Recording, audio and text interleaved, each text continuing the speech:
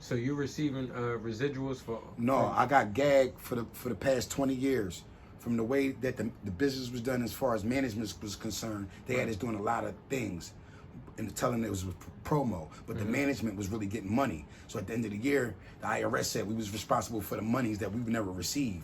So in response to collecting, they took my royalty statements for 20 years. I just got my royalty statements. I just got out the res in 2019. So that's why you see the resurgence in NESS. I'm dropping more material. I centralized all my shit, Spotify, Tidal. I took down all the different variations of my name on YouTube, and I mean names that's people that was taking money against my name as far as social media and YouTube and all these platforms was concerned. So I centralized it, brought everything to one set of people that I know I can go get the codes, unlock this, put this up, upload this, download that. And that's what I've been doing for the past 3 years. Now, so how was your transition from being on TV with the Making a Band to going to the YouTube era? Well, I mean, Philly, we played a big part in YouTube's success. Most of the early footage from YouTube was footage from the Philly rap DVDs. So all YouTube did was take the footage off the DVDs that had been circulating prior to YouTube and just upload the footage from all the DVDs. Right. That's why you see Heavy Spitters, you see Too Raw for the Streets, Right. you see Headshots, you see Top Class. All this shit is in the corner because they took the footage off of the DVDs and uploaded it. Why they did that? Because there wasn't no licensing or blocking them from doing that on the DVDs. There wasn't no barcode or nothing like that. Right. So a big part of YouTube's success in 2003, 2004 comes from the Philly hip hop scene. Yes, sir. The Reed Dollars, the NHs, the Bacas, the Cheap Raws, the D Joneses, the Joey Jahads, the Ciceros, the Kabooms, the Touch Monies, the Headshots, the Meek Millies. We started YouTube, and then the world got a glimpse of what Philly could do, and then you start seeing us in every facet of hip hop as far as hip rappers was concerned. The gun bars, the aggression, your whole squad knowing your ad libs, that became a thing. Right. Meek Mill came from this breed, this graduating class. Joey Jahad came from this graduating class. Cheek Raw, Vodka, all Reed Dollars, all these. So that was the early footage that was up on YouTube in the early 2000s. It was nothing but Philly artists and Philly rappers. Now, did you battle anybody off camera that has a name in the music industry? I never battled anybody off camera. All my battles was on camera, starting with the Hollow Man battle, starting with the J Mills battle, then a Hollow Man battle, and so forth and so on. I never had any battles off camera.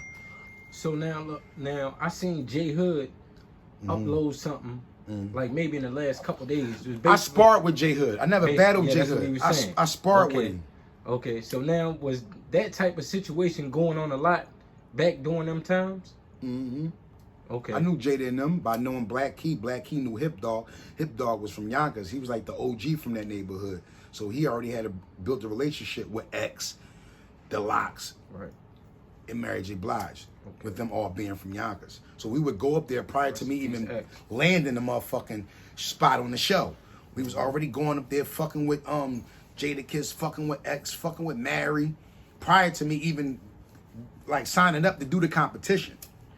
We was already like planting our flag in New York, sort of, kind of, letting them know something was going on. But nobody liked it, my demo tape. They all liked the Black Keys beats. So that was the catch-22. So while we was trying to shop the demo, we was like moonlighting with these other, you know what I mean, guys that had something going on, the DMXs, the Timberlands. And then out of the blue, the fucking Making a Band fucking situation came, and we jumped in that. She said, while we waiting all these other dudes to get back at us, we might as well try our hand at this too. Yeah. And that was the one that ended up nurturing into a full-fledged situation. Now you said you created the performance feed. Can you elaborate on that a little bit? Back in 2008, World Series of Hip Hop, they reached out to me to rematch J Mills. J Mills didn't take the battle. Mike Son had just came home. Make a long story short, me and Mike Son battled. 25,000 to the winner, 10 to the loser. Guaranteed. When that didn't fall through, way before that fall through, I told them to give me a $5,000 advance on the money I was supposed to win or lose. So I created the performance fee. I was the first one to charge niggas to battle rap. $5K. Ask Mook, he'll tell you. You fucked my son up too. Shout out to Mike Sign. I just tapped back in with Mike Sign. Mike Sign turned into something else as far as being a community activist. So I love what he's doing, but he still is a well-respected MC. And I wish him nothing but much continued success and the best on his travels, man, and dealing with what he's dealing with as far as being a community activist and really speaking up for our people with the injustice going on in our communities. Shout out to my son.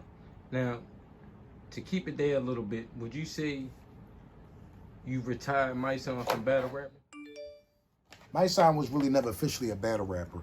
If he was, I wasn't unbeknownst to it. But I ain't gonna make this about my son. Like I said, my son was just coming out of jail. Jay Mills, they all together. Jay Mills, my son, Vado, Corey Guns, they all from Harlem. They all kind of like, I don't know about now, but back then they was a unit. So at that time, it was like, by me battling Jay Mills, they was kind of like, wasn't really like receptible to what I had going on because the way me and Mills shit had ended. But to answer your question, man, New York showed me love. It's just the energy off the show, the being hazed and the fighting and getting put in a headlock and all the hazing shit we did. Hip hop wasn't, they didn't think I was real enough to deserve to receive the flowers that hip hop gives you when you do the legwork. So my strategy was going back in battle rap and going to these hole in the walls and these little platforms, small platforms. Not saying to belittle the platform, but anything is small when you coming from a major powerhouse such as Bad Boy and Warner in Atlantic.